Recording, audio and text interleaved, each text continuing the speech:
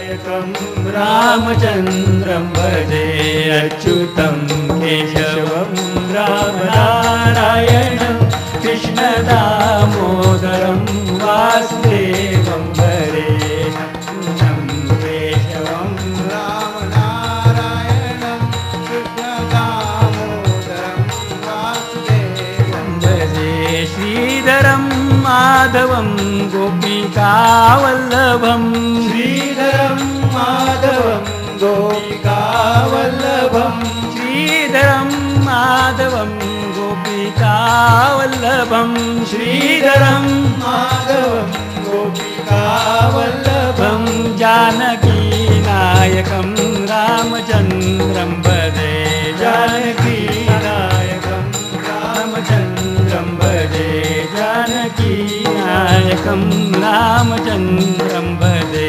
जानकीनायकं रामचन्द्रं भजे जानकीनायकं रामचन्द्रं भजे जानकीनायकं रामचन्द्रं भजे जानकीनायकं रामचन्द्रं भजे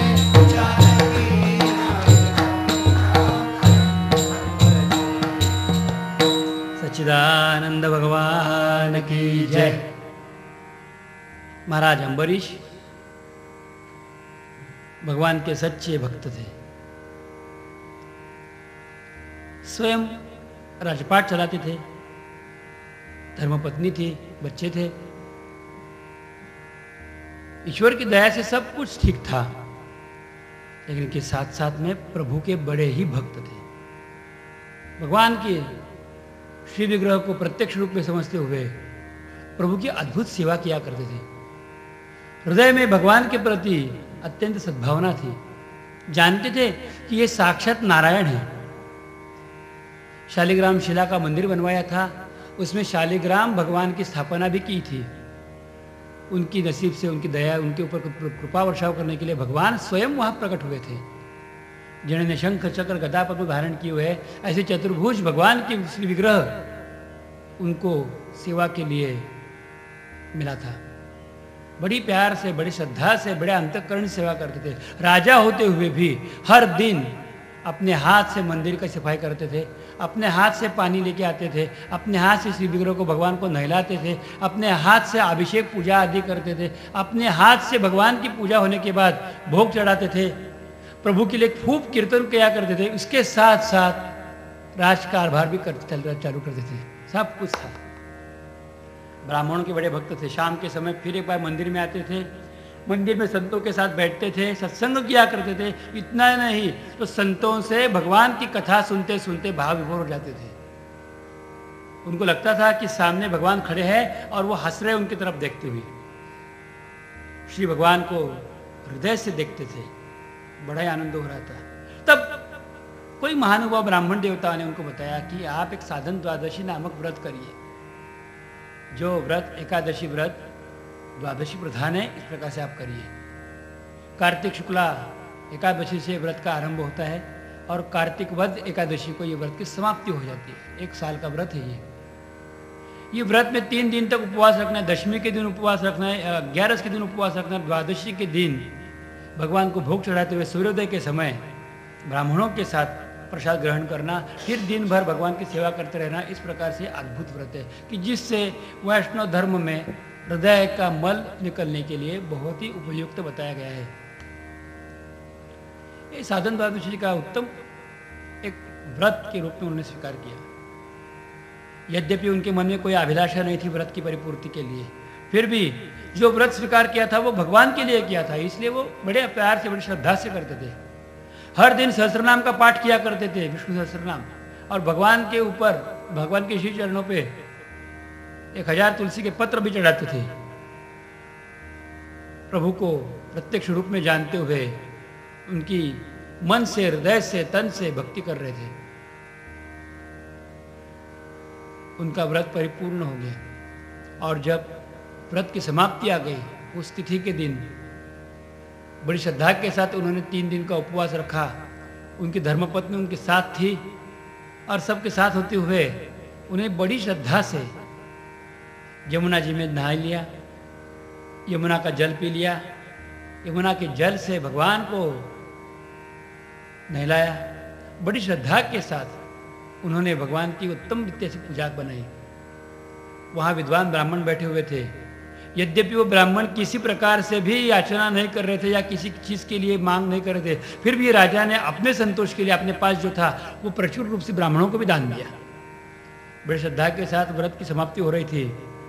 उस समय उसके भाग खुल गए राजा के, और वहाँ दुर्वासा नामक मुनि, उनका आगमन हुआ, जो ऋषि सृष्टि के मुनि है। मुनि देख लिए राजा अम्बरीश को हृदय में बड़ा आनंद हुआ कि व्रत की परिपूर्ति के समय कोई भी व्रत हो या कथा हो या किसी प्रकार से ईश्वरीय सेवा हो, उस समय अगर संतों का आगमन होता है, महानुभावों का आगमन होता है, तो वो कथा व्रत अत्यंत श्रेष्ठ रूप से परिपूर्ण हो गया, भगवान को प्राप्त हो गया, इस प्रकार के संकेत दिए जाते हैं। राजा को बड़ा ही आनंद हुआ। दुर्वासा मुनि की वंदना करते हुए राजा ने बताया, महाराज जी आप जल्दी नहा के आइए, व्रत की समाप्ति के समय आ चुका है।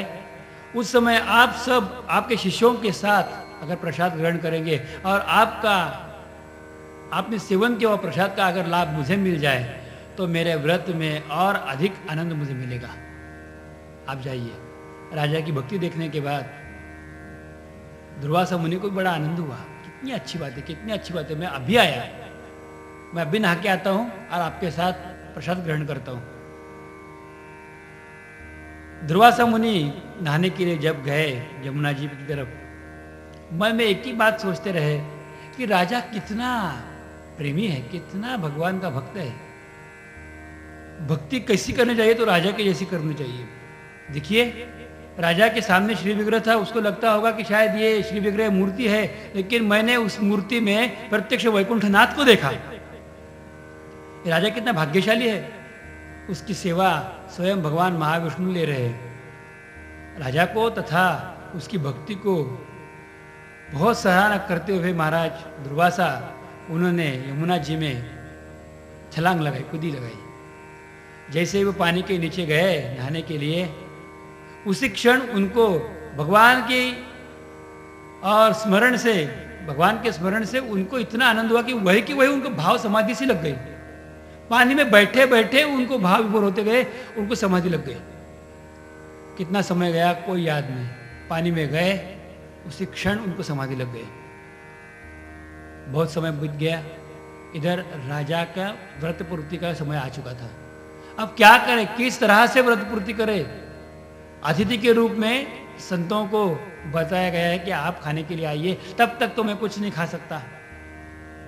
ब्राह्मण देवता कहने लगे कि थोड़ी राह तो देखते हैं, लेकिन जब सूरज उगने का समय आ गया तब कहने लगे कि आप कुछ करो, व्रत की परिपूर्ति करो। यद्यपि व्रत से किसी प्रकार से भी उनको कोई लेना देना नहीं था, भगवान के लिए भगवान का व्रत किया था। भागवत जी में बताया है कि प्रभु के लिए प्रभु का व्रत किया करो। कुछ मांगने के लिए तो बहुत से लोग करते हैं, लेकिन भगवान के लिए कौन करता है? प्रभु को भाता इसलिए कौन करता है? अम्बरीश ने किया था। यद्यपि उनको कुछ भी नहीं चाहिए था, फिर भी अतिथि रूप दुर्वासा मुनि की राह देखना उनका कर्तव्य ही तो था।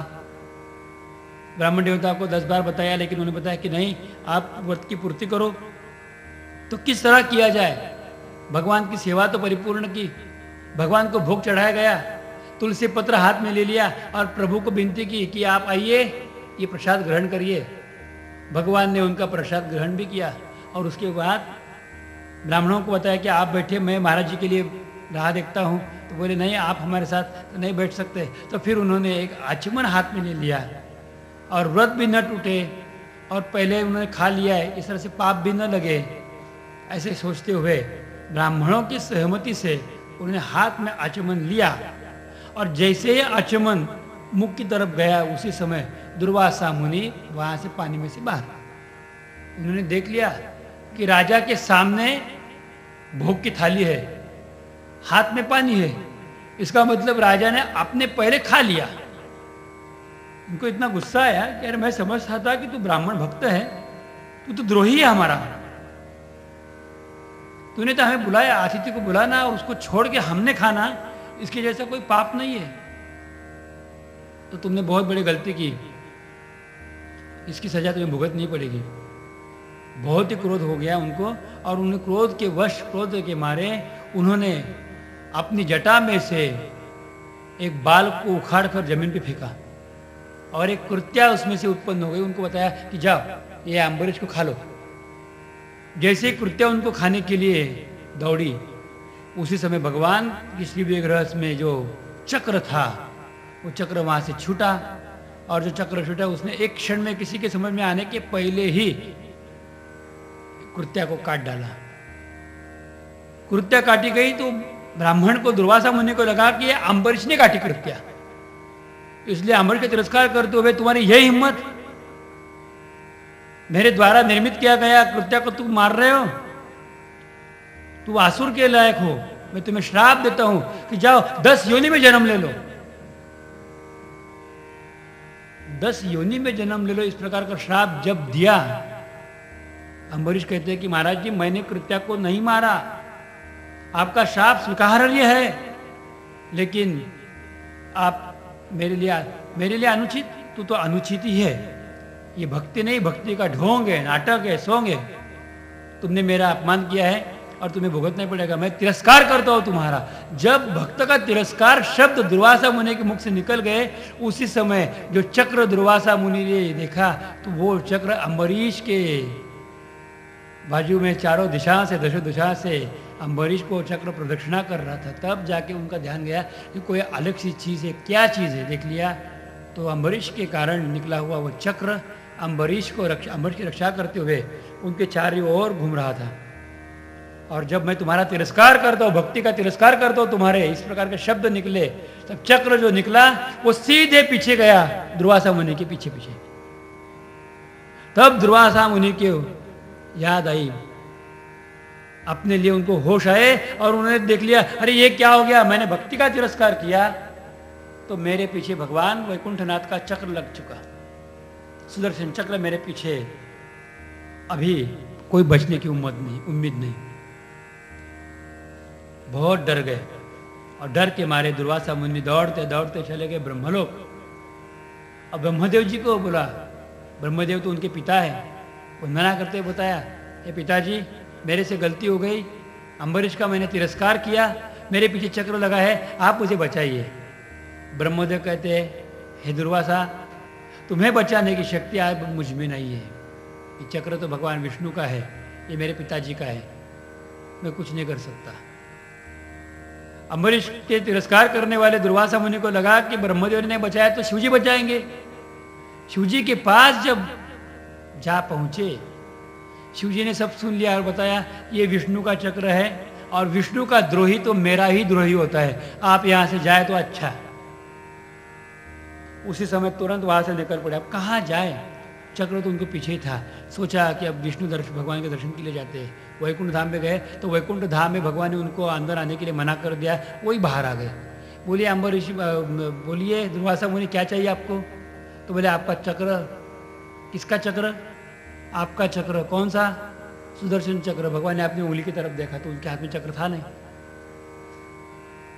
तो बोले आपने मेरे भक्त का और उसकी भक्ति का तिरस्कार किया है, और मेरा ब्रीद है कि अहम भक्त पराधीना, मैं भक्त के अधीन होता हूँ। भक्ति का तिरस्कार किया है इसलिए तुम्हें सब भुगतना पड़ रहा है, मैं कुछ नहीं कर सकता। अगर तुम्हें अपने प्राण को न खोना है तो तुरंत जाओ और मेरे भक्त से जाते हुए उनकी क्षमा मांगो। अगर अम्बरीश ने तुम्हें माफ कर दिया तो मुझे कोई हर्ज नहीं, जाओ अम्बरीश के पास। भगवान ने जैसे बताया, दुर्वासा मुनि तो पानी पानी हो गए, वहां से निकल पड़े और दौड़ दौड़ते, पीछे देखते और आगे दौड़ते, पीछे देखते और आगे दौड़ते, 2-3 बार तो गिर पड़े। चक्र उनके पीछे ही लगा हुआ था। जैसे आए और अम्बरीश को दूर से देख लिया, दौड़ते दौड़ते, हे अम्बरीश, हे अम्बरीश, अम्बरीश जोर से पुकारने लगे। और जब अम्बरीश ने देखा है कि दुर्वासा मुनि मेरे सामने से आ रहे हैं, उनको इतना अच्छा लगा, दौड़ते दौड़ते गए, महाराज जी आप चलिए, खाना तैयार है, आप मेरे ऊपर कितना क्रोध करें, आप मुझे शासन करें, आप मुझे मारे, मैं 10 योनि में जाने के लिए तैयार हूं, लेकिन आप खाना तो खाइए महाराज जी, आप चलिए। उनके मन में उनके प्रति कोई भी कुभाव नहीं था। देखते से दंग हो गए दुर्वासा मुनि कि मैंने इतना अपराध किया, लेकिन इसके मन में अपने लिए यत्किंचित कुभाव नहीं, बल्कि जाके यही कह रहा है कि आप चलिए, सम्मान कर रहा है। तो बोले अम्बरीश, ये चक्र मेरे पीछे पड़ा है, उसको कुछ करके छुड़ाओ। अम्बरीश की आंखों में पानी आया, हाथ में जल ले लिया, एक हाथ से स्पर्श विष्णु भगवान को किया, अपने पुण्यों का उच्चारण किया। अब बताया, हे चक्रराज, आप सर्वशक्ति संपन्न हो, भगवान के चक्र, आपका नाम सुदर्शन है, जिनके दर्शन से ही भक्तों की आदि व्याधि तथा उपाधि संकट दूर हो जाते हैं। मैं आपको प्रणाम करता हूँ। यद्यपि मैं इन ब्राह्मण देवता की राह देखता यहाँ खड़ा हूँ, लेकिन अभी तक, इसी क्षण तक मेरे मन में उनके प्रति कोई भी कुभाव नहीं है। अगर मैंने भगवान की सेवा मन से, शरीर से, मेरे बुद्धि से, मेरे सपरिवार से कुछ भी अच्छी तरह से की हो, तो ये सब पुण्य ये ब्राह्मण देवता को मिल जाए, लेकिन उसके कष्ट की, उसकी पीड़ा का हरण हो जाए। हे सुदर्शन चक्र जी, मैं प्रार्थना करता हूं कि मन से भी मैंने ब्राह्मण का कभी तिरस्कार न किया हो, तो आप मेरी इच्छा परिपूर्ण करिए। इनसे मुझे कोई दुख नहीं, लेकिन उनको दुख हो रहा है, ये मेरे से सहा नहीं जाता। अपने अपराध करने वाले भी आदमी के लिए उनके मन में कितना प्यार, कितना प्यार। जैसे उन्होंने हाथ में से पानी छोड़ दिया भगवान के चरणों में, उसी समय चक्रराज आ गए, अम्बरीश की प्रदक्षिणा चक्र ने की, और जैसे आए वैसे श्री विग्रह में चले गए। फूलों की वर्षा हुई, अम्बरीश के लिए बहुत जय जयकार हो गया। उसमें भगवान श्री कृष्ण परमात्मा प्रभु वहाँ प्रकट हो गए, उन्होंने भी अम्बरीश की पीठ थिपथिपाई। अब बताया, बेटा तूने जो भक्ति की, ऐसी भक्ति किसी ने नहीं की। जिस भक्ति में किसी का भी द्वेष न हो, जिस भक्ति में किसी के प्रति भी कुभाव न हो, जिस भक्ति में भगवान के सिवा पाने की कुछ भी इच्छा न हो, और जो भक्ति अंतःकरण को सदा पवित्र करने वाली है, इस प्रकार की सच्ची भक्ति मुझे अत्यंत प्रिय है। भगवान भक्ति की सराहना करते हुए कहते हैं, हे अम्बरीश, भक्ति का तिरस्कार जिसने किया वो मेरे लिए एक शत्रु के समान है। ये मुनि ने भक्ति का तिरस्कार किया था, इसलिए उनको इतनी पीड़ा भुगतनी पड़ी। लेकिन तुम्हारे मन में तुम्हारी जो भक्ति है वो मुझे अत्यंत प्रिय है। हे ऋषि, आपको भी कष्ट हुए, लेकिन आपने जो श्राप दिया है वो श्राप का स्वीकार मैं करता हूँ। मैं भक्तों का रक्षा करने वाला हूँ, मेरा नाम है भक्तवत्सल। इस प्रकार से आपका श्राप मैंने स्वीकार कर लिया। आप मुझे बताइए कि आपका श्राप क्या है। 10 योनि में जाकर जन्म लेना, ये श्राप अम्बरीश को आपने जो दिया वो मैंने स्वीकार किया है। अम्बरीश को कोई श्राप नहीं लगेगा, उसका कर्मशेष सब जल चुके हैं, उसने मुझे पा लिया है, अब उसे कोई कर्मशेष नहीं। उसके लिए मैं श्राप ग्रहण करने के लिए तैयार हूँ। दुर्वासा मुनि ने फिर एक बार भगवान को श्राप दिया कि जाओ 10 योनि में जन्म ले लो। दुर्वासा का श्राप में बहुत ही बड़ा हित था। उन्होंने सोच लिया कि अगर भगवान को मैं श्राप न दूं तो भगवान का दर्शन अम्बरीश जैसे महात्मा को ही होता रहेगा, बाकी किसी को नहीं होगा। अगर मैं भगवान को श्राप दे दूं तो भगवान 10 बार पृथ्वी पर आ जाएंगे और 10 बार कोट्यावधि लोगों को, बहुत ही लोगों को उनका दर्शन का अनुभव मिलेगा और दर्शन से ही मुक्त हो जाएंगे। अम्बरीश के लिए दिया गया श्राप का स्वीकार भगवान ने किया और वो 10 जन्म उन्होंने जो लिए उन्हीं का नाम मत्स्य, कत्स्य, वराह, नारसिंह, वामन, परशुराम, राम, कृष्ण, बौद्ध और कलंकी, ये 10 अवतार गिने जाते हैं। ये भगवान के दिव्य चरित्र का भगवान के भक्तों को प्रणाम करते हैं, प्रभु का नाम संकीर्तन गाते हैं। ये भगवान कैसे है तो भगवान भक्ति के लिए ही भूखे हैं। हमेशा भक्ति के सिवा दूसरे कोई सोचते नहीं और भक्त भी भगवान के लिए हमेशा तत्पर होते हुए गाता रहता है और हृदय से बोलता है एक ही, भजीले भजीले भजीले राधे श्याम, माया ना जीवड़ा भजीले राधे श्याम। भजीले भजीले भजीले राधे श्याम, भजीले भजीले भजीले राधे श्याम, माया ना जीवड़ा भजीले राधे श्याम, माया ना जीवड़ा भजीले 99 पेज नंबर 99 माया ना जीवड़ा भजीले राधेश्याम माया ना जीवड़ा भजीले राधेश्याम भजीले भजीले भजीले राधेश्याम भजीले भजीले राधेश्याम भजीले भजीले भजीले राधेश्याम भजीले भजीले राधेश्याम माया ना जीवड़ा भजीले राधेश्याम माया ना जीवड़ा भजीले राधेश्याम माया ना जीवड़ा भजीले राधेश्याम माया ना जीवड़ा भजीले राधेश्याम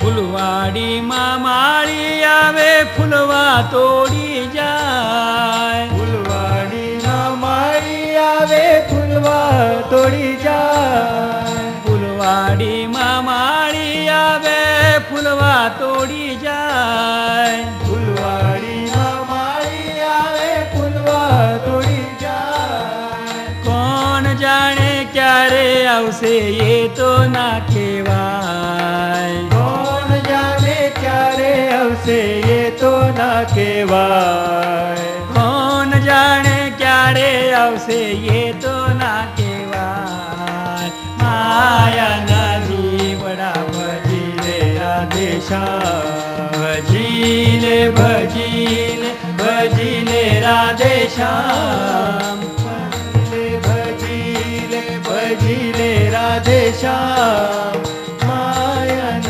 जीवड़ा भजीले राधेश्याम माया न जीवड़ा भजीले राधेश्याम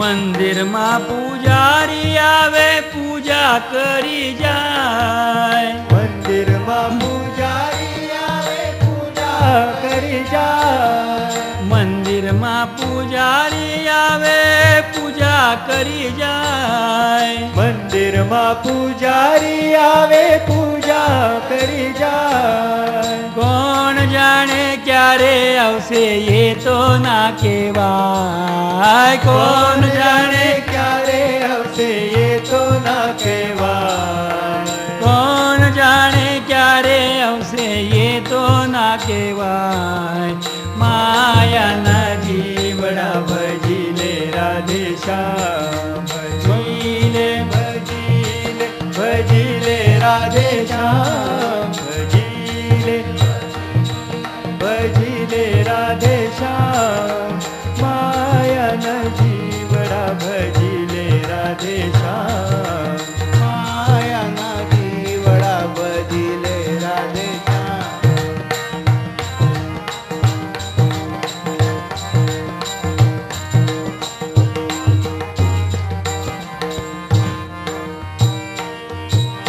चार दिवस ना चांदनी ने घोर अंधेरी रात 4 दिवस ना चांदनी ने घोर अंधेरी रात 4 दिवस ना चांदनी ने घोर अंधेरी रात 4 दिवस ना चांदनी ने घोर अंधेरी रात कौन जाने क्या रे वर्षे ये तो ना केवाय कौन जाने क्या रे अवसे ये तो ना केवाय कौन जाने क्या रे वर्षे ये तो ना केवाय कौन जाने क्या रे वर्षे ये तो ना केवाय माया ना जीवड़ा भजीले राधेश्याम माया ना जीवड़ा भजीले राधेश्याम भजीले भजीले भजीले राधेश्याम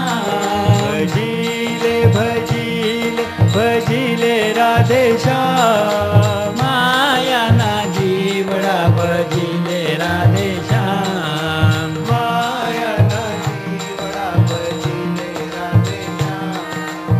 दासी मीरा अर्ज करे छे सांभळो मारी वात, दासी मीरा अर्ज करे छे सांभळो मारी वात, दासी मीरा अर्ज करे छे सांभळो मारी वात, दासी मीरा अर्ज करे छे सांभळो मारी वात। एक वेळा दर्शन देवा आओ घनश्याम, एक वेळा दर्शन देवा आओ घनश्याम, माया ना जीवड़ा भजिले राधे श्याम, माया ना जीवड़ा भजिले राधे श्याम, भजिले भजिले भजिले राधे श्याम, भजिले भजिले भजिले राधे श्याम, माया ना जीवड़ा भजिले राधे श्याम,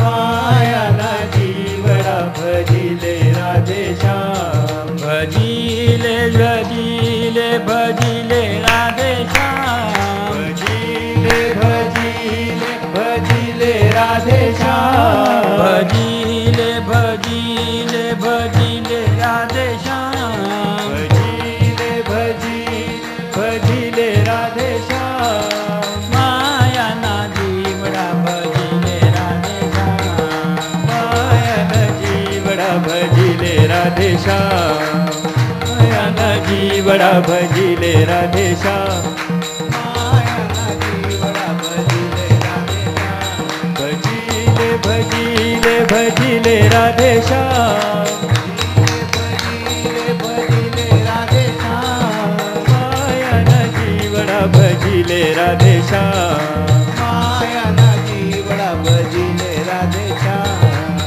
माया ना जीवड़ा भजिले राधे श्याम, माया ना जीवड़ा भजिले राधे श्याम।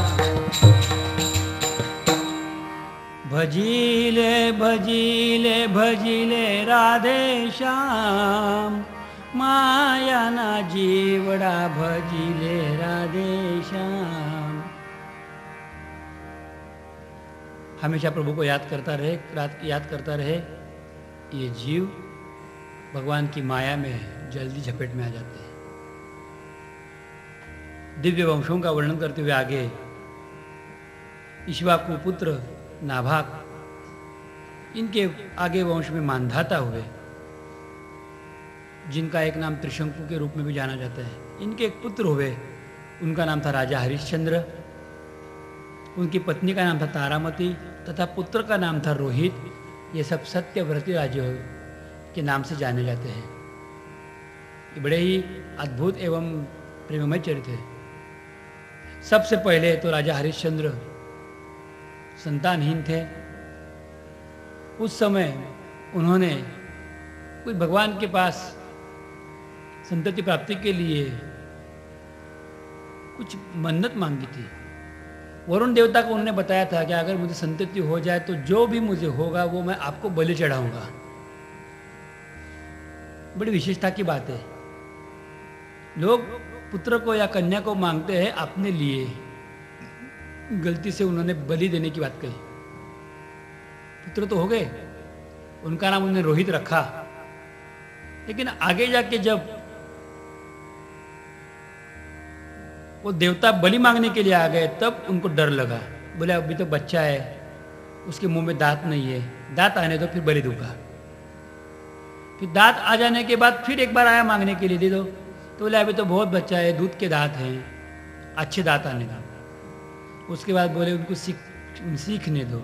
उसके बाद बोले बड़ा होने दो, उसकी शादी होने दो। धीरे धीरे धीरे आगे बढ़े। अब उनका मन नहीं कर रहा था। उस समय किस प्रकार से क्या करे, टाल रहे थे। बड़ा गुस्सा आ रहा था सब उनके ऊपर। एक दिन एकांत में वो वरुण देवता को मिले और बोले कि मैं आपको बलि देना चाहता हूँ, लेकिन मेरे पुत्र में बड़ा स्नेह है मुझे, मैं उसको बलि कैसे दे दूँ? आप ऐसे करें, उसके बदले में दूसरे किसी को मांग लो। तो बदले में तू आ जा। तो बोले मैं नहीं, दूसरा कोई भी चलेगा, अपने ऊपर बीती तो नहीं चाहिए, तो दूसरा कौन चाहिए, कोई दे दो, कोई ब्राह्मण का लड़का दे दो। अब ढूंढना शुरू किया कोई ब्राह्मण का लड़का मिलता है कि, तो एक गरीब ब्राह्मण तो मिल गए और उन्होंने उनको पर्याप्त धन देते हुए उनका बेटा बलि चढ़ाने के लिए उनसे खरीद लिया। उनका नाम था सुनिश्चिपा। और जब सुनिश्चिपा को घर लेके आए, अपने बेटे की उम्र का ही लड़का, ब्राह्मण पुत्र था, दिखने में बहुत सुंदर था। रोहित की और उनकी बड़ी अच्छी दोस्ती भी बन गई। और अब जब उनको बलि देने का समय आ गया, तब रोहित ने बात सब सुन ली कि मेरे लिए इसको बलि दिया जा रहा है। इस बात के लिए रोहित ने ही जब मना कर दिया कि मेरे लिए दूसरे बेटे को क्यों, आपने ऐसे बोला ही कैसे, मैं ही जाता हूँ सत्य का आचरण करने के लिए, चाहे जान चली जाए, लेकिन डरना नहीं चाहिए। आपने ये बात गलत की। जब बेटे ने पिता को अच्छी तरह से सिखाया और सामने से शरणागतों के आगे चले गए, उस समय वरुण भगवान को भी कहाँ लेना था, दोनों को भी छोड़ दिया। उसके बाद राजा हरिश्चंद्र सत्यव्रती बने और उनकी जो कथा आज हमें मालूम है, सत्य के लिए उन्होंने अपने आप को बेच दिया। उसके पहले राजा की कथा ये है। इस तरह से जिंदगी में मोड़ आ जाता है, धीरे धीरे आगे जाते जाते प्रभु के लिए किस तरह से आगे जाते हैं। आगे के वंश में बताया गया कि राजा सगर हो गए, ये अयोध्यावासी थे। ये सगर बड़े ही महात्मा थे, अच्छे थे। उन्होंने अश्वमेध नाम का यज्ञ किया, जिनका यज्ञाश्व इंद्र ने चुरा लिया, और जाके उन्होंने वो यज्ञाश्व, यज्ञ पशु कपिल मुनि के आश्रम के बाजू में जाके बांध के रखा। इस सगर के पुत्र जो थे वो ढूंढने के लिए निकल पड़े, अपना यज्ञाश्व कहाँ गया। पूरे जगत में जाके देख के आए, कहीं भी यज्ञाश्व नहीं मिला। आकाश में गए, स्वर्ग में गए, देवताओं के पास गए, कहीं भी यज्ञाश्व नहीं मिला। फिर एक देवता ने बताया कि भूमि के मार्ग से जाओ, पाताल में रखा होगा। तो पाताल खोदते खोदते जब लोग चले गए, उस समय उनको यज्ञाश्व मिला, ये ब्राह्मण देवता कपिल मुनि के आश्रम में। उनको बड़ा ही क्रोध आया कि ये ब्राह्मण ने, कपिल ने ही अपना यज्ञाश्व का चुरा लिया है और अपने यहाँ बांध रखा है। और बड़े गुस्से से उन्होंने कपिल के साथ, कपिल मुनि महामुनि के साथ युद्ध करने के लिए उनको ललकारा। कपिल मुनि जो सांख्य योग के प्रमुख आचार्य है, जिन्होंने सांख्य बताया, वो भगवान के अवतार श्री भगवान ही, उनको जब ललकारा पुकारा, उस समय कपिल मुनि ने अपनी आंखें खोली और देखा तो सगर के 100 पुत्र उनकी आंखों की रोशनी से जलकर भस्म हो गए, ढेर हो गए। ये बात जब सगर को पता चला, उनको बड़ा ही दुख हुआ। अपने पुत्रों की दुर्गति से वो बड़े ही दुखी हो गए। अब जाके उनका एक पोता है, उनका नाम है अंशुमान, उसने जाके अपने पूर्वजों को उद्धार करने के लिए बड़ा प्रयास किया। उन्होंने कपिल मुनि को प्रसन्न करवाया, उनसे पूछा तो उन्होंने बताया कि मैंने यज्ञाश्व चुराया नहीं था, तुम्हारे लोगों ने, तुम्हारे ये पूर्वजों ने मेरे प्रति कुभाव रखा और अपने आप जल गए, मेरे से उसमें कोई लेना देना नहीं। लेकिन एक बात है, अगर गंगा जी इनके ऊपर आकर कोई छिड़के, गंगा जल का उनको स्पर्श हो जाए तो ये मुक्त हो सकते हैं। तो गंगा जी को यहाँ लेके आओ। तो गंगा कहाँ होती है? जब भगवान विष्णु वामन अवतार में थे, तब उन्होंने अपना एक पैर ऊपर उठाया था, तो ब्रह्मकटहा जब उन्होंने काटा, उस समय ब्रह्मदेव ने जो उनकी पूजा की, तो वो पानी को गंगा जल बोला जाता है। तो वो यहाँ आना चाहिए। तो यहाँ कैसे आएगा? फिर मैं क्या करूँ? तो उन्होंने गंगा जी की बड़ी ही प्रार्थना की। अंशुमान ने बहुत प्रयत्न किया, लेकिन उनको गंगा जी का दर्शन तक नहीं हुआ, वो भी मर गए, चल बसे। उसके बाद उनके पुत्र थे भगीरथ, इन्होंने गंगा प्राप्त करने के लिए बड़ी कोशिश की। भगीरथ जी को गंगा जी प्रसन्न हो गई और बोलते कि क्या चल रहा है, 3 पीढ़ियां आप लोग मेरे पीछे पड़े हुए। तो बोले हमारे पूर्वजों का उद्धार करें, मैं आ जाऊँ, उनका पाप मैं खा लूँ, तो मेरा पाप कौन खाएगा? और मैं जब ऊपर से नीचे आ जाऊंगी तो मुझे कौन सहेगा? ये नहीं हो सकता, मैं नहीं आऊंगी। भगीरथ को बड़ा ही दुख हुआ। उन्होंने शिवजी भगवान की प्रार्थना की, शिवजी भगवान को प्रसन्न करवा लिया और उनसे प्रार्थना करके बताया कि गंगा जी के अवतरण के लिए आप उनको आज्ञा करो। शिवजी भगवान ने उनके लिए हाँ बोल दिया, मैं कुछ करता हूँ। लेकिन गंगा जी बोली कि मैं जमीन पे आ जाऊंगी, लेकिन मेरा पाप कौन धोएगा?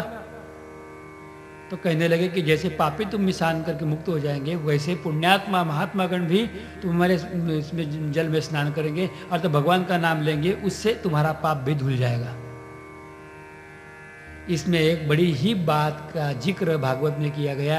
सब लोग उसकी तरफ देखिए अनदेखी करते हैं। गंगा जी पूछती है कि मैं तुम्हारा पाप खाऊं जो, लेकिन मेरा पाप कौन खाएगा? गंगा का पाप खाने का सामर्थ्य एक भगवान के नाम में है। तो बताइए गंगा से बढ़कर कौन हो गया? भगवान का नाम। तो वो क्यों नहीं लेते? गंगा जी तो हमसे कोसों मील दूर, लेकिन गंगा जी के नाम से अगर पाप धुल जाता है तो गंगा जी का पाप धोने वाला राम जी का नाम है, तो प्रभु का नाम स्मरण क्यों नहीं करते? जग में सुंदर है दो नाम, चाहे कृष्ण को हो या राम। प्रभु का नाम क्यों नहीं लेते? गंगा जी ने ये बात मान ली, आने के लिए तैयार हो गए। शिव जी भगवान खड़े हो गए, उनके जटा में गंगा जी ने छलांग लगाई, ऊपर से आई। भगवान शिव जी ने अपने जटा में उनको बांध लिया, फिर भगीरथ के पीछे पीछे गंगा का अनिश्चित प्रभाव को छोड़ दिया और वहीं से दौड़ते दौड़ते भगीरथ जी महाराज चल पड़े, ऊपर से नीचे, नीचे से ऊपर, ऐसे करते करते करते जब जाके पहुँचे कपिल मुनि के यहाँ, अपने पूर्वजों को, अस्थियों को जब गंगा जल का स्पर्श हुआ तब सबको मुक्त करा दिया। ऐसे दिव्य चरित्र और दिव्य कथा हृदय के आनंद को बढ़ाते बढ़ाते पाप का भी नाश कर देती है। उस पावन गंगा को भी वंदना करते हैं, उस राजा भगीरथ की भी वंदना करते हैं तथा भगवान की वंदना करते हैं। और आगे की बात देखते हैं। गोपाल कृष्ण भगवान, गंगा माता की जय। हर गंगे भागीरथी, गोविंद राधे गोविंद, गोविंद राधे गोविंद, गोविंद राधे गोविंद, गोविंद राधे गोविंद, राधे गोविंद गोविंद गोविंद, राधे गोविंद गोविंद गोविंद, राधे गोविंद गोविंद गोविंद, गोविंद राधे गोविंद, गोविंद राधे गोविंद, गोविंद राधे गोविंद, गोविंद राधे गोविंद राधे गोविंद, गोविंद राधे गोविंद, गोविंद राधे गोविंद, गोविंद राधे राधे गोविंद गोविंद गोविंद, राधे राधे राधे राधे गोविंद गोविंद गोविंद, गोविंद राधे गोविंद, गोविंद राधे गोविंद, राधे गोविंद, गोविंद राधे राधे गोविंद राधे गोविंद, गोविंद राधे गोविंद, राधे गोविंद, गोविंद राधे राधे गोविंद गोविंद गोविंद, राधे राधे राधे गोविंद गोविंद गोविंद, राधे राधे गोविंद, राधे गोविंद, राधे राधे गोविंद, राधे राधे राधे राधे राधे गोविंद, राधे गोविंद, राधे राधे गोविंद, राधे गोविंद, राधे गोविंद, राधे राधे गोविंद, गोविंद राधे गोविंद, राधे राधे गोविंद,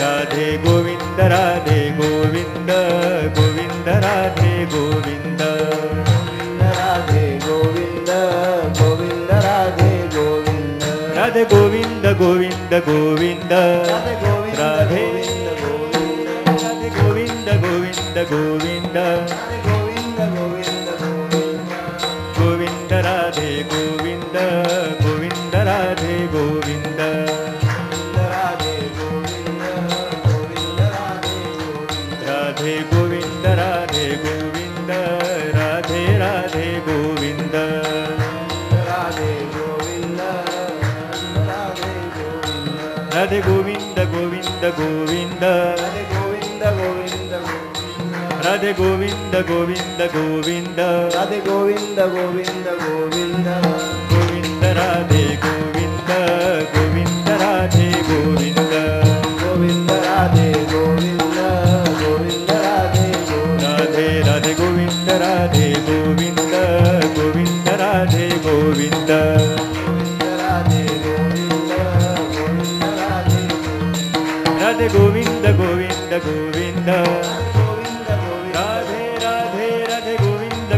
गोविंद गोविंद राधे गोविंद गोविंद राधे राधे गोविंद गोविंद राधे गोविंद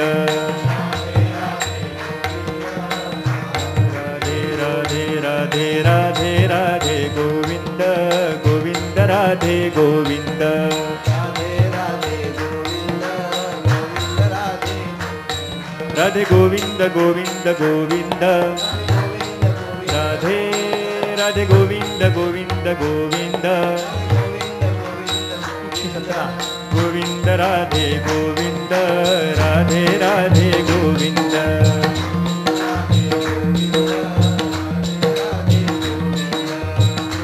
राधे गोविंद गोविंद राधे गोविंद राधे गोविंद राधे गोविंद राधे गोविंद गोविंद गोविंद राधे गोविंद गोविंद राधे राधे गोविंद गोविंद गोविंद राधे गोविंद गोविंद गोविंद राधे गोविंद राधे गोविंद राधे राधे गोविंद राधे गोविंद राधे राधे राधे राधे राधे राधे राधे राधे राधे राधे राधे राधे राधे राधे राधे राधे राधे राधे गोविंद राधे गोविंद राधे राधे गोविंद राधे गोविंद राधे गोविंद गोविंद गोविंद राधे गोविंद गोविंद राधे राधे गोविंद गोविंद गोविंद राधे गोविंद गोविंद गोविंद गोविंद राधे गोविंद गोविंद राधे गोविंद गोविंद राधे गोविंद गोविंद राधे गोविंद गोविंद राधे गोविंद गोविंद राधे गोविंद गोविंद राधे गोविंद गोविंद राधे गोपाल कृष्ण भगवान की जय। सुखदेव स्वामी महाराज जी कहते हैं, राजन, ये सुंदर जो चरित्र है शिवाक वंश के, इसमें सुदीर्घ चरित्र जिनके नाम से जाना जाता है उनके बारे में मैं आपको कहना चाहता हूँ। खट्वांगा दीर्घ बाहुश्च रघुस्तस्मात् पृथुश्रवाः अजस्ततो महाराजस् तस्मात् दशरथो भवत् तस्यापि भगवानेश साक्षात् ब्रह्ममयो हरिः अंशांशेन चतुर्धागात् पुत्रत्वं प्रार्थितं सुरैः राम लक्ष्मण भरत शत्रुघ्ना इति संज्ञया। उत्तम रूप से राजाओं की मालिका कहते हुए सुखदेव स्वामी महाराज कहते हैं, ये राजन आगे खट्वांग नाम का एक राजा हो गया। ये खट्वांग नाम के राजा ने देव तथा दानवों के युद्ध में देवताओं की बड़ी ही सहायता की थी। युद्ध की समाप्ति हो गई और युद्ध का अंतिम परिणाम विजय देवताओं के पक्ष में चला गया, केवल खट्वांग के ही कारण। तब जाके खट्वांग के लिए इंद्र अत्यंत प्रसन्न हुए और बोले कि हे खट्वांग, तुम्हें क्या वरदान चाहिए, मांग लो, जो मांगेंगे वो आपको दे देंगे, आपने हमारे लिए बहुत बड़ा काम किया। खट्वांग ने पूछा इंद्र जी को कि आप मुझे देंगे, मैं लेने के लिए तैयार हूँ, लेकिन एक बात से मुझे अवगत कराए कि मैं लेने से पहले आप मुझे एक बार बताएं कि मेरी आयु कितनी शेष है। मैं कुछ लूं उसके पहले मुझे ये जानकर जाए कि मेरी आयु कितनी शेष है। हमें कुछ भी मालूम नहीं कल के बारे में और बहुत कुछ सोचते रहते कि मैं ये करूंगा, मैं वो करूंगा, मैं वो करूंगा, लेकिन मेरी आयु कितनी शेष है आप बताइए तो सही। इंद्र भगवान ने यमराज जी को पूछा, यमराज ने चित्रगुप्त को पूछा, चित्रगुप्त ने देख लिया और बताया कि मुझे कहने में बहुत दुख हो रहा है, खट्वांग के लिए उनकी आयु सिर्फ एक मुहूर्त के लिए रह गई है, अर्थात 24 मिनट के लिए रह गई है। आपके प्रश्न का सवाल जवाब तो आपको मिल गया। आप बताइए आपको क्या चाहिए। खट्वांग कहते हैं कि अगर मेरे पास एक मुहूर्त इतनी ही आयु है तो मैं आपसे क्यों क्या मांगता रहूं और समय बिताता रहूं। एक काम करते कि आप यहाँ से जाइए, मुझे जो करना है मुझे ही करने दो। सबके छोड़ते हुए खटवांगन ने एक घड़ी में ही 24 मिनट के अंदर अंदर ध्यानपूर्वक भगवान को ही प्राप्त कर लिया। आयु समाप्त होने के पहले उन्होंने भगवान श्री हरि के चरणों की प्राप्ति कर ली थी। उनकी उत्तम गति देखने के बाद देवता भी आश्चर्य में डूब गए कि जब समझ में आया कि अपने पास शेष गाई है, उसी समय उन्होंने सब छोड़ते हुए जो बचा है उससे भगवान का भजन किया था। हमें मालूम नहीं कि हमारी आयु कितनी है, तो हमने एक कर्म चाहिए कि जितना भी है एक एक क्षण क्षण से हमने भगवान को बिना भूले जाप करते रहना चाहिए। शास्त्र कहते हैं श्वासे श्वासे हरिनामा, अखंड नाम संकीर्तन करते रहने चाहिए। उसी खटवांग से आगे उनके पुत्र हो गए दीर्घबाहु। दीर्घबाहु के पुत्र हुए राजा रघु। इसी ने इनके द्वारा ही ये वंश को, काकुस्थ वंश का नाम रघुवंश इस प्रकार से पड़ा। पहले इसको इक्ष्वाकु वंश कहते थे, बाद में कुकुस्थ वंश कहने लगे, उसके बाद रघु राजा के बाद इसको रघुवंश कहने लगे। ये जो रघु राजा थे उन्होंने अपने पूरे आयुष्य में सब कुछ पा लिया और फिर ब्राह्मण को दान भी कर दिया। सब छोड़ते हुए महाराज रघु सबका त्याग करते हुए भगवान के लिए वन में जाके तपस्या कर रहे थे। तब उनके पास ऋषि कुमार आए और उन्होंने कौत्स्य नामक ऋषि कुमार ने उनकी दक्षिणा, अपने गुरुजी की दक्षिणा देने के लिए 14 सहस्र सुवर्ण मोहरा इतने धन की मांग की। बोले बेटा तूने आने के लिए देर कर दे, मैंने सब कुछ दान कर दिया, मेरे पास कुछ भी नहीं है, मैं कहाँ से तुम्हें इतनी बड़ी रकम अदा कर सकूं। तो बोले मुझे ये मालूम नहीं, आप मेरे लिए आज भी राजा हो, आप मुझे किसी तरह से भी इतनी दक्षिणा के लिए दे, एक भी ज़्यादा नहीं चाहिए मुझे। अब क्या करें? राजा रघु ने आकाश की तरफ देखा, इंद्र की तरफ देखा और जैसे कि धनुष हाथ में ले लिया और उसके ऊपर बाण चढ़ाया। इंद्र भगवान डर गए और उन्होंने एक रात में ही सोने की वर्षा की। अश्विन शुद्ध दशमी के दिन ये वर्षा हुआ। वो गिनने के बाद जितने चाहिए थे उतने ही पैसे कौत्स्य ने ले लिए, बाकी सब छोड़ दिए। राजा ने बाकी सब ब्राह्मणों को दान कर दिया। इतना यह अद्भुत राजा राजा रघु, इसी से इस वंश का नाम रघुवंश हो गया। यही राजा रघु का पुत्र था, उनका नाम था अज, और अज के पुत्र हुए उनका नाम था दशरथ। दशरथ पहले संतानहीन थे। उन्होंने, उनकी 3 रानियां हैं, कौशल्या, सुमित्रा तथा कैकेयी। ये प्रथम संतानहीन थे, पुत्र की प्राप्ति के लिए बहुत ही लालायत थे।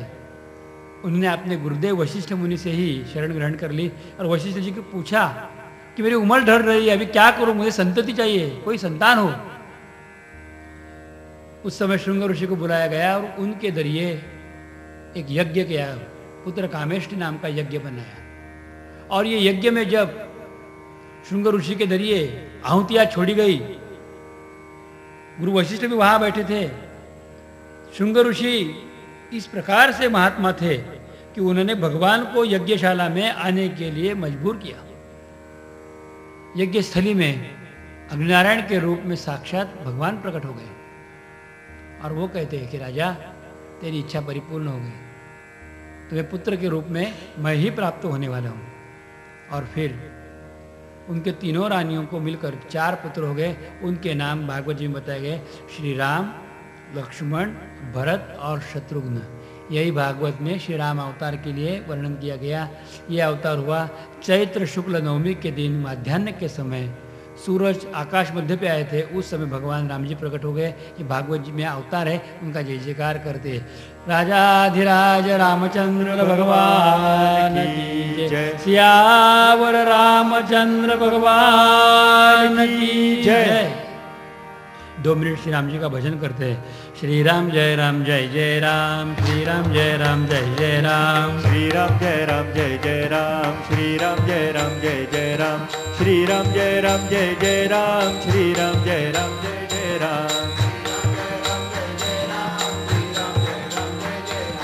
श्री राम जय जय राम, श्री राम जय जय राम, श्री राम जय जय राम,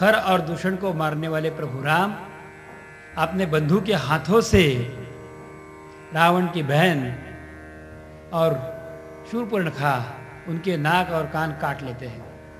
रावण को ललकारते हैं। अग्नि में अपनी भगवती सीता को रखते हुए छाया सीता के साथ साथ एक विचित्र व्यवहार करते हुए छाया सीता का अपहरण रावण के जरिए उन्होंने करवाया और फिर रावण के साथ बड़ा ही युद्ध करते हुए रावण को उन्होंने मार गिराया। समुद्र के ऊपर एक सेतु बनवाया। सुग्रीव के साथ तथा हनुमान जी इनके सबके साथ मित्रता का हाथ बढ़ाया। कुंभकर्ण तथा रावण का उद्धार किया। वही जानकीनाथ वापस आने के बाद उन्होंने राजपाट फिर एक बार संभाल लिया और सबको अत्यंत रूप से सुखी करवाया। श्रीमद् भागवत में श्री राम जी के बारे में इतने संक्षिप्त में कहा गया है। श्री राम की कथा दिव्य है तथा राम की कथा का एक एक अक्षर भी कलिकाल के अनेकों पातकों का नाश करने के लिए समर्थ है। प्रभु राम प्रत्यक्ष रूप में भगवान ही है। श्री रामचरित्र के लिए शिव जी हमेशा गाया करते हैं। ये बड़ा ही अद्भुत आनंद है। उसके बारे में कभी और दिन सुने। हम आज प्रभु को इतना ही वंदना करते हुए भगवान जानकीनाथ की नमस्कार करते हुए आगे कथा देखते हैं। प्रभु की वंदना करते हुए प्रभु का थोड़ा सा भजन भी गा लेते हैं। सीतापति रामचंद्र रघुपति रघुराई। सीतापति रामचंद्र 117 रघुपति रघुराई। सीतापति रामचंद्र रघुपति रघुराई। भजले अयोध्यानाथ भजले अयोध्यानाथ दूसरा न कोई। सीतापति रामचंद्र रघुपति रघुराई।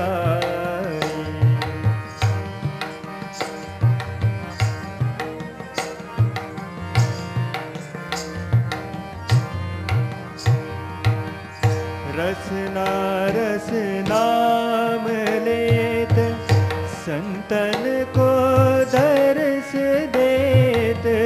रसना रस नाम लेत संतन को दर्श देत।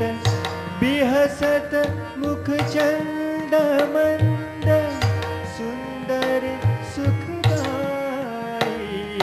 सीतापति रामचंद्र रघुपति रघुराई।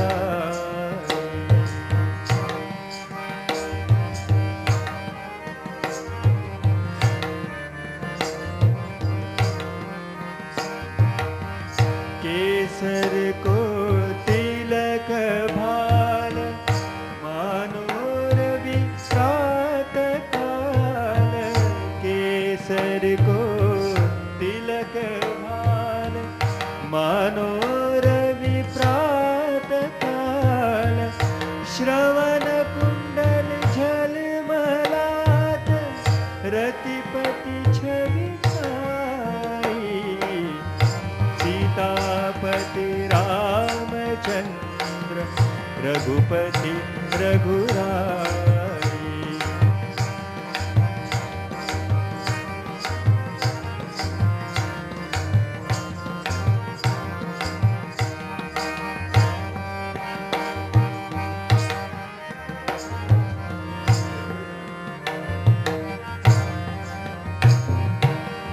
मोतियन की कंठमाला तारा गण उर विशाल।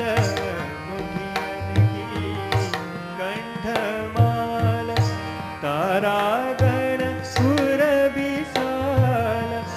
मानो गिरि शिखर तीर सुरसरी चली आई। सीतापति रामचंद्र रघुपति रघु